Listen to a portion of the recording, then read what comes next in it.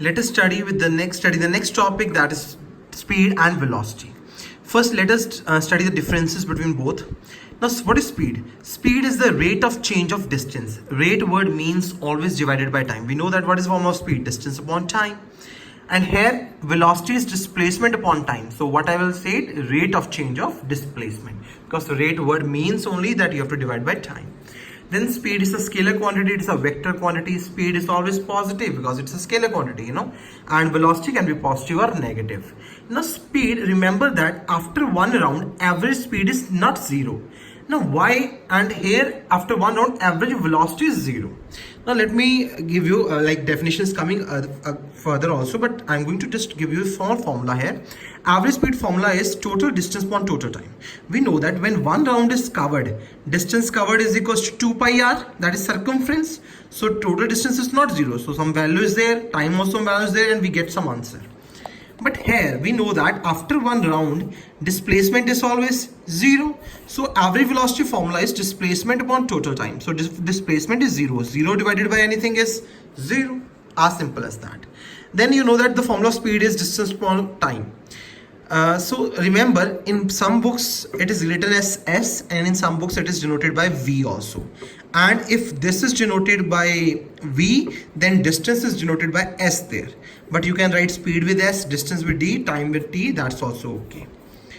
Now remember, SI unit, distance in meter, time in second, so it will become meter per second. And series unit, distance is centimeter, time in second, so centimeter per second also. Next is now your uniform and non-uniform speed. Non-uniform is also known as variable speed. Now body is said to be moving with the uniform speed, बच्चे, if it covers equal distance in equal interval of time. Means मान लो अगर वो 10 seconds के बाद उसने 20 kilometre cover किया है, अब ज़्यादा हो गया, तो मान लो 10 seconds के बाद उसने 10 meters कवर किया है, ठीक है, तो 20 seconds के बाद उसने 20 मीटर कवर किया होगा, 30 seconds के बाद उसने 30 मीटर कवर किया होगा. मतलब अगर हम टाइम भी उतना ही बढ़ा रहे हैं, इक्वल इंटरवल ऑफ टाइम ले रहे हैं, तो उतना ही डिस्टेंस भी बढ़ना चाहिए. या मान लो 1 घंटे में अगर उसने 10 किलोमीटर कवर किया तो 2 घंटे में उसका 20 होना चाहिए, 30 घंटे में 30 होना चाहिए, 4 घंटे में 40 होना चाहिए. Is it clear? अगर ऐसा नहीं हो रहा, मतलब अगर 1 घंटे में उसने 10 किलोमीटर कवर किया है, 2 घंटे में उसने सिर्फ 15 कवर किया, 20 नहीं कवर कर पाया वो, then it is called your variable speed और नॉन यूनिफॉर्म स्पीड. एग्जाम्पल्स आप ले सकते हो, बुक में आपके दिए हुए, एक बार स्टडी कर लेना एग्जाम्पल्स को. उसके बाद है इंस्टेंटेनियस स्पीड. बच्चे इंस्टेंटेनियस स्पीड होती है किसी भी इंटरवल पे. जैसे मैं कह दूं, अब गाड़ी चला रहे हो, अब आप स्पीड कितनी होगी है, तो आपको कितनी स्पीड होगी है, फिर 1 सेकंड आपने और स्पीड बढ़ा दिया, अब मैं पूछूं कितनी होगी, that is called instantaneous speed. कि उतने थोड़े टाइम में कितना डिस्टेंस ट्रैवल किया और उस टाइम इंटरवल से आप उसको क्या कर दोगे, divide.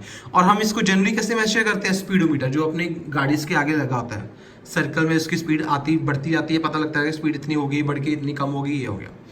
Average speed, I've already told you, it is defined as the ratio of total distance traveled to the total time taken.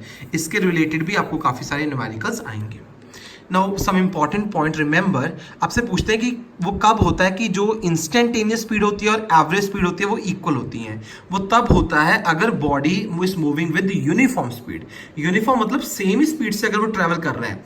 तो अगर मैं आपको कभी भी कहूँ इसकी इंस्टेंटेनियस स्पीड कितनी है, तो उतनी ही रहेगी क्योंकि वो एक ही स्पीड से ट्रैवल कर रहे हैं.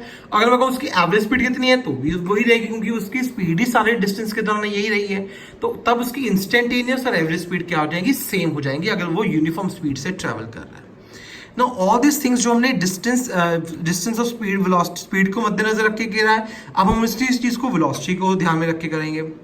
वेलोसिटी का भी डिस्प्लेसमेंट ऑन टाइम, डिस्प्लेसमेंट कैसे यूनिट मीटर, टाइम सेकंड्स तो मीटर पर सेकंड, सीजीएस क्या हो जाएगा, सेंटीमीटर पर second. Same way uniform and non uniform velocity. Is it clear to everyone और नॉट?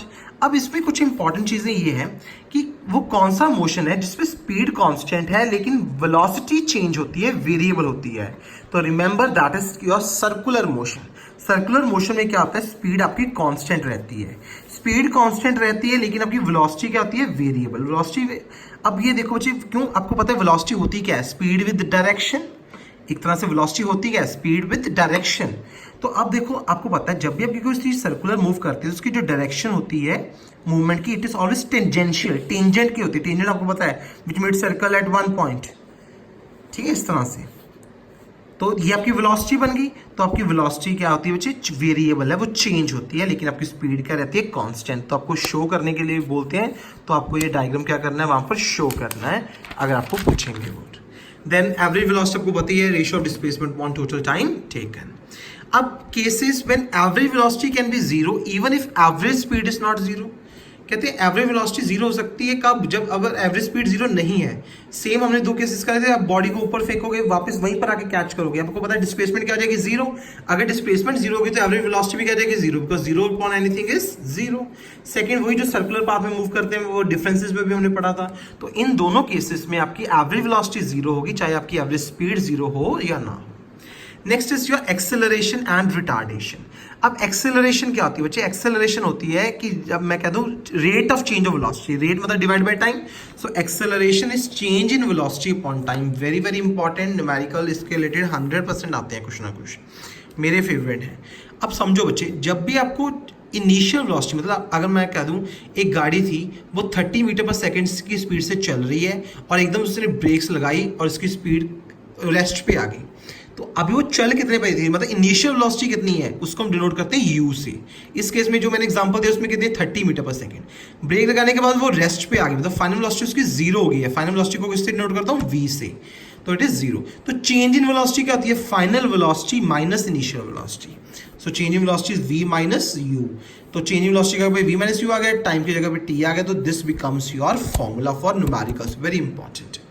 अगर मैं एसए नोट की बात करूं, ऊपर क्या है मेरे पास वेलोसिटी, नीचे क्या है टाइम।